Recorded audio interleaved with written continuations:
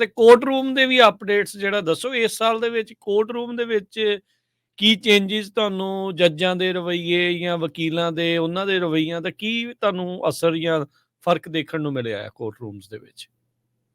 ਸਾਡਾ ਇੱਕ ਕੇਸ ਸੀਗਾ, ਤੁਹਾਨੂੰ ਮੈਂ ਦੱਸਦਾ। ਉਹਦੀ ਬਾਹਲੀ ਮੈਂ ਡਿਟੇਲ ਨਹੀਂ ਦੇ ਸਕਦਾ ਹੂੰ। ਸੀਗਾ। ਤੇ ਕੁਛ ਇੱਕ ਬੰਦੇ ਦੀਆਂ ਉਹਦੀ ਲਾਗ ਡਾਟ ਸੀ ਕਿਸੇ ਨਾਲ, ਤੇ ਉਹਨਾਂ ਨੇ ਨਾ ਕਿਸੇ ਨੇ ਕੰਪਲੇਂਟ ਕਰਤੀ ਸੀਗੀ ਬੰਦੇ ਦੀ ਠੀਕ ਹੈ। ਕਿ ਇਹਦਾ ਕੇਸ ਜਾਲੀ ਆ। ਬੰਦੇ ਦੀਆਂ ਰਿਕਾਰਡਿੰਗਾਂ, ਫੋਨ ਰਿਕਾਰਡਿੰਗਾਂ ਸਾਰੀਆਂ, ਤੇ ਗਵਾਹੀ ਵੀ ਦਿੱਤੀ। ਆਪਣਾ ਸਰਕਾਰੀ ਵਕੀਲ ਦੇ ਗਵਾਹ ਬਣ ਕੇ ਵੀ ਜਿਹੜੀ ਵਿਰੋਧੀ ਧਿਰ ਸੀਗੀ ਉਹਨੇ ਕੋਰਟ 'ਚ ਆ ਕੇ ਗਵਾਹੀ ਦਿੱਤੀ ਜੱਜ ਮੂਹਰੇ। ਵਾਹ! ਅੱਛਾ। ਤੇ ਤੀਜੀ ਹੀਅਰਿੰਗ ਤੇ ਉਹਨੇ ਮੈਨੂੰ ਹਾਇਰ ਕੀਤਾ ਹੈਗਾ ਬੰਦੇ ਨੇ। ਹੂੰ। ਤੇ ਉਹਦੀ ਫਾਈਟ ਜਿਹੜੀ ਸੀਗੀ ਪਈ ਰਹੀ। ਸਰਕਾਰੀ ਵਕੀਲ ਕਹਿੰਦਾ ਕਿ ਮੈਂ ਟੇਪ ਜਿਹੜੀ ਪਲੇ ਕਰਨੀ ਆ, ਕਿ ਇਹ ਫੋਨ ਤੇ ਏਦਾਂ ਕਹਿੰਦਾ। ਹੂੰ। ਤੇ ਉਹਨੂੰ ਇਹ ਤੀਜੀ ਹੀਅਰਿੰਗ ਦੀ ਗੱਲ ਆ, ਤੇ ਉਹਦੀ ਜਿਹੜੀ ਹੀਅਰਿੰਗ ਦੇ ਵਿੱਚ ਉਹਨੂੰ ਕਿਹਾ ਕਿ ਇਹਦੀ ਨਾ ਟਰਾਂਸਕ੍ਰਿਪਟ ਨਹੀਂ ਹੈਗੀ।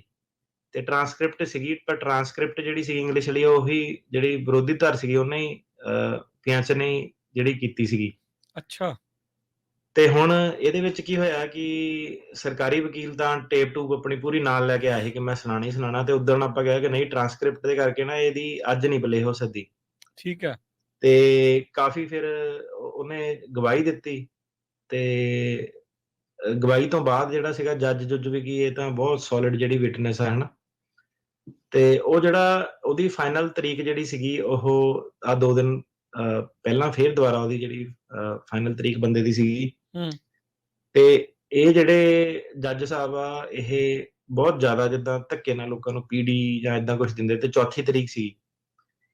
ਤੇ ਹੁਣ ਜਿਹੜਾ ਜੱਜਾਂ ਦੀ ਤੁਸੀਂ ਗੱਲ ਕਰੋ, ਤੇ ਇਹ ਜੱਜ ਸਾਹਿਬ ਕਹਿੰਦੇ ਇੱਕ ਸੈਨ ਫਰਾਂਸਿਸਕੋ 'ਚ ਆ ਕੇ ਕਹਿੰਦਾ, ਹੁਣ ਪੰਜਾਬੀ ਕਹਿੰਦਾ ਜਿਹੜੇ ਨਾ, ਕਹਿੰਦਾ ਕੇਸ ਮੇਰੇ ਕੋਲ ਕਹਿੰਦਾ ਮੂਵ ਕਰਾ ਲੈਂਦੇ ਆ, ਚੇਂਜ ਆਫ ਵੈਨਿਊ ਕਰਾ ਲੈਂਦੇ ਆ, ਚੱਲ ਠੀਕ ਜਾਂਦੇ। ਹੈ। ਕਹਿੰਦਾ ਮੈਂ ਟ੍ਰੈਂਡ ਦੇਖਿਆ।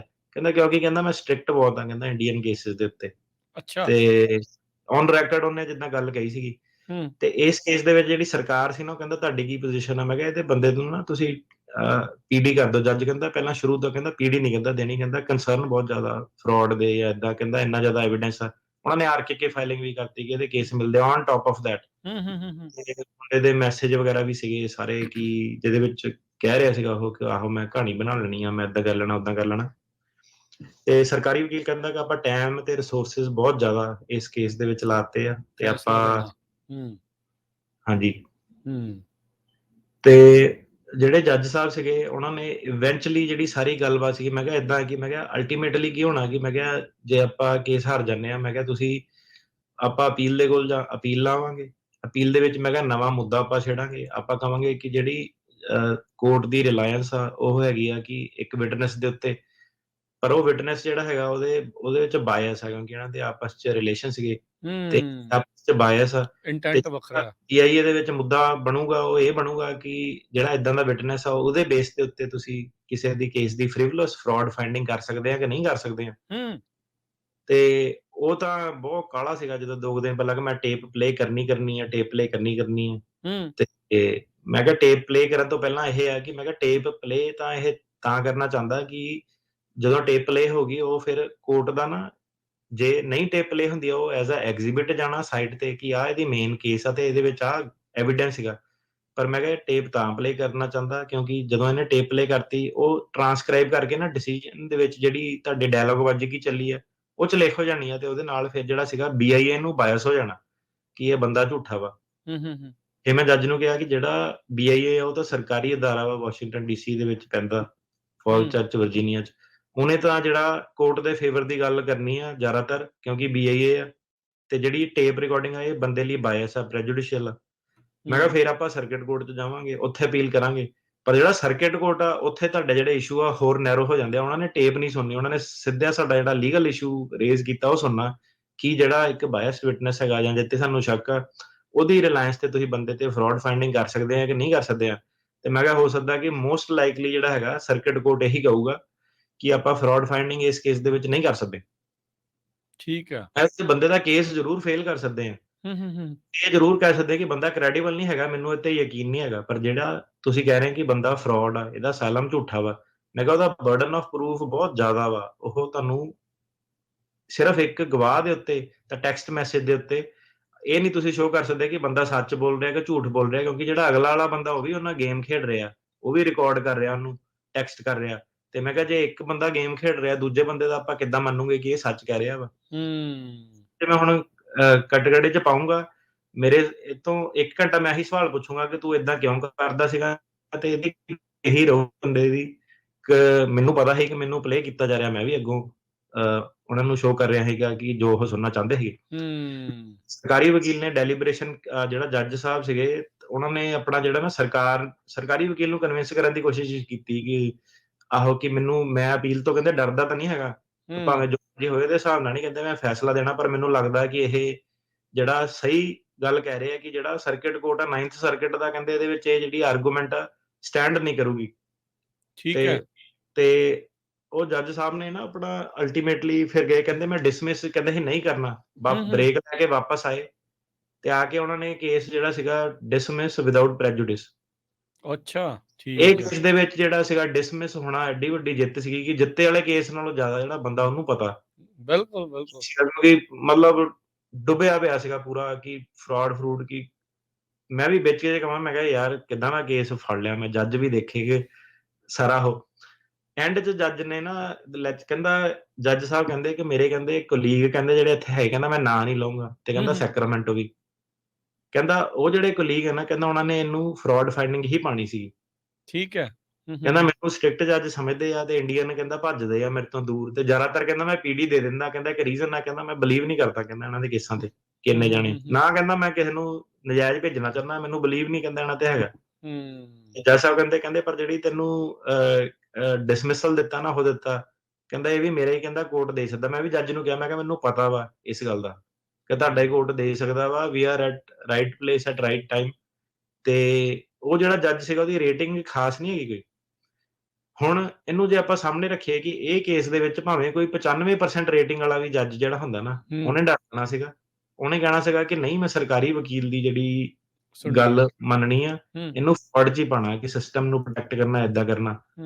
ਇਹ ਜਿਹੜਾ ਸੀਗਾ ਕਾਨੂੰਨ ਦੇ ਹਿਸਾਬ ਨਾਲ ਚੱਲਣ ਵਾਲਾ ਜਿਹੜਾ ਜੱਜ ਸੀਗਾ। ਸੋ ਆਹ ਜਿਹੜੀ ਹੁਣ ਜਦੋਂ ਤੁਸੀਂ ਟੈਕਨੀਕੈਲਿਟੀ ਤੇ ਉਤਰ ਗਏ, ਲੀਗਲੀਸ ਤੇ ਉਤਰ ਗਏ, ਇਹ ਸ਼ੇਰ ਦੇ ਮੂੰਹੋਂ ਬੋਟੀ ਕੱਢ ਕੇ ਲਿਆਉਣ ਵਾਲੀ ਗੱਲਬਾਤ ਜਿਹੜੀ ਹੁੰਦੀ ਆ। ਸੋ ਏਦਾਂ ਕਿ ਇਹ ਫਿਰ ਕੇਸ ਤੁਹਾਨੂੰ ਸਾਲੋ ਸਾਲ ਜਿਹੜੇ ਯਾਦ ਰਹਿੰਦੇ ਆ। ਸਰਕਾਰੀ ਵਕੀਲ ਪਰ ਨਹੀਂ ਮੰਨਿਆ, ਕਹਿੰਦਾ ਮੈਂ ਜਿਹੜੀ ਅਪੀਲ ਕਰਨੀ ਆ, ਹਨਾ। ਤੇ ਉਦਣ ਜਿਹੜੀ ਬੰਦੇ ਦੀ ਗਵਾਹੀ ਹੋਣੀ ਸੀਗੀ ਤੇ ਉਹਦੀ ਗਵਾਹੀ ਆਪਾਂ ਨਹੀਂ ਫਿਰ ਹੁਣ ਦਿੱਤੀ, ਕਿਉਂਕਿ ਪਹਿਲਾਂ ਹੀ ਜੱਜ ਨਾਲ ਆਹ ਗੱਲ-ਗੁਲ ਕਰਕੇ ਡਿਸਮਿਸ ਹੋ ਗਿਆ, ਹੁਣ ਉਹਦੀ ਗਵਾਹੀ ਰਹਿੰਦੀ ਆ। ਉਹਦਾ ਫਿਰ ਰੀਜ਼ਨ ਇਹ ਸੀਗਾ ਕਿ ਜੇ ਗਵਾਹੀ ਹੋ ਜਾਂਦੀ ਪਹਿਲਾਂ, ਆਪਾਂ ਇਹਨੂੰ ਕਲੋਜ਼ਿੰਗ ਦੇ ਵਿੱਚ ਆਰਗੂਮੈਂਟ ਪੇਸ਼ ਕਰਦੇ, ਤਾਂ ਫਿਰ ਕੀ ਸੀਗਾ ਕਿ ਕੋਰਟ ਵੱਲੋਂ ਸਾਰਾ ਨਿਪਟਾਰਾ ਹੋ ਗਿਆ ਸੀਗਾ, ਫਿਰ ਉੱਪਰ ਹੀ BIA ਸਰਕਿਟ ਕੋਰਟ 'ਚ ਫੈਸਲਾ ਹੋ ਜਾਣਾ ਸੀਗਾ। ਕਿਹੜੇ ਵੇਲੇ ਕਿਹੜੀ ਆਰਗੂਮੈਂਟ ਪੇਸ਼ ਕਰਨੀ ਹੈ ਕਿ ਆਪਾਂ ਉਹਦੀ ਸਾਰਾ ਜਿਹੜਾ ਟਰਾਇਲ ਹੋ ਗਿਆ, ਗਵਾਹ-ਗੂ ਸਾਰੇ ਬਾਕੀ ਭੁਗਤ ਗਏ, ਕਿ ਜਿਹੜੀ ਹੁਣ ਵਿਰੋਧੀ ਧਿਰ ਉਹਨੂੰ ਆਪਾਂ ਲਟਕਾ ਕੇ ਵੀ ਨਹੀਂ ਰੱਖਣਾ ਚਾਹੁੰਦੇ ਸੀ ਕਿ ਇਹ ਹਰੇਕ ਸਾਰੀ ਉਮਰ ਹੀ ਨਾਲ ਪੱਲੇ ਤੁਰੇ ਫਿਰੇ, ਹਨਾ। ਉਹਨਾਂ ਦੀ ਸਾਰੀ ਟੈਸਟੀਮੋਨੀ ਮੰਗਾ ਕੇ ਜਦੋਂ ਮੁੰਡੇ ਦੀ ਆਖਰੀ ਜਿਹਨੂੰ ਰੀਡਾਇਰੈਕਟ ਐਗਜ਼ਾਮੀਨੇਸ਼ਨ ਕਹਿੰਦੇ ਆ, ਉਹ ਤੋਂ ਪਹਿਲਾਂ ਆਪਾਂ ਉਹਨਾਂ ਨੂੰ ਆਰਗੂਮੈਂਟ ਜਿਹੜੀ ਪੇਸ਼ ਕੀਤੀ ਸੀਗੀ ਕਿ ਇਹ ਟੇਪ ਜਿਹੜੀਆਂ ਬਾਇਸ ਹੈਗੀਆਂ ਸਾਰੀਆਂ, ਤੇ ਇਹਦੇ ਵਿੱਚ PD ਜਿਹੜੀ ਜ਼ਿਆਦਾ ਦੇਣੀ ਬਣਦੀ ਆ, ਤੇ ਤੁਸੀਂ ਟਾਈਮ ਬਹੁਤ ਖਰਾਬ ਹੋਊਗਾ। ਹੁਣ ਇਹਦੇ ਵਿੱਚ ਕੀ ਹੈਗਾ ਕਿ ਕੇਸ ਸੀਗਾ ਕੋਰਨਾਡੋ ਅਸੀਵੇਦੋ, ਉਹਦੀ ਆਪਾਂ ਕਈ ਵਾਰੀ ਗੱਲ ਕੀਤੀ ਹੈ। ਇਹਦੀ ਹੁਣ ਜੇ ਕਿਸੇ ਨੇ ਪੂਰੀ ਬਾਹਲੀ ਟੈਕਨੀਕੈਲਿਟੀ ਸੁਣਨੀ ਆ, ਤਾਂ ਸਾਡੇ ਰੇਡੀਓ ਸ਼ੋ ਦੇ ਉੱਤੇ ਹੀ ਆਪਾਂ matter of Cruz Valdez, matter of ਕੈਸਟਰੋਟਮ, ਇਹ ਜਿਹੜੇ ਕੇਸ ਸੀਗੇ ਕਿ ਜੱਜ ਟਰੰਪ ਹੋਣਾ ਨੇ ਕੁਛ ਕਿਹਾ ਕਿ ਕੇਸ ਇਹ ਬੰਦ ਹੋਣੇ ਚਾਹੀਦੇ ਜਾਂ ਨਹੀਂ ਬੰਦ ਹੋਣੇ ਚਾਹੀਦੇ ਆ, ਕਿ ਜੱਜ ਕੋਲ ਅਥਾਰਟੀ ਹੈਗੀ ਕਿ ਨਹੀਂ ਹੈਗੀ। ਇਹ ਜਿਹੜੇ ਜੱਜ ਸਾਹਿਬ ਸੀਗੇ ਪਹਿਲਾਂ ਬਿਜ਼ਨਸ ਇਮੀਗ੍ਰੇਸ਼ਨ ਦਾ ਕੰਮ ਵੀ ਕਰਦੇ ਸੀ, ਤੇ ਇਹਨਾਂ ਨਾਲ ਨਾ ਕਈ ਵਾਰੀ ਉਦਾਂ ਹੀ ਗੱਲਬਾਤ ਹੋ ਜਾਣੀ, ਲਾਅ ਦੇ ਉੱਤੇ ਉਦਾਂ ਡਿਸਕਸ਼ਨ ਹੋ ਜਾਣੀ, ਅੱਧਾ ਘੰਟਾ ਪੌਣਾ ਘੰਟਾ, ਇਹਦੇ ਬਾਰੇ ਕੀ ਵਿਚਾਰ ਆ ਤੁਹਾਡਾ, ਉਹਦੇ ਬਾਰੇ ਕੀ ਵਿਚਾਰ ਆ। ਇਹਨੂੰ ਜੱਜ ਨੂੰ ਸਾਡੀ ਆਰਗੂਮੈਂਟ ਸੀ ਕਿ ਜਿਹੜਾ ਮੈਟਰ ਆਫ ਕੋਰਨਾਡੋ ਅਸੀਵੇਦਾ ਹੈਗਾ ਕਿ ਉਹ ਜੱਜ ਨੂੰ ਅਥਾਰਟੀ ਦਿੰਦਾ ਕਿ ਭਾਵੇਂ ਸਰਕਾਰੀ ਵਕੀਲ ਕਹਿ ਰਿਹਾ ਕਿ ਮੈਂ PD ਨਹੀਂ ਦੇਣੀ ਹੈ, ਪਰ ਜੱਜ ਕੋ ਇਸ ਕੇਸ ਦੇ ਥੱਲੇ ਪਾਵਰ ਹੈਗੀ ਆ ਕਿ ਉਹ PD ਜਾਂ ਡਿਸਮਿਸਲ ਜਾਂ admin closure on its own ਜਿਹੜਾ ਦੇ ਸਕਦਾ ਵਾ।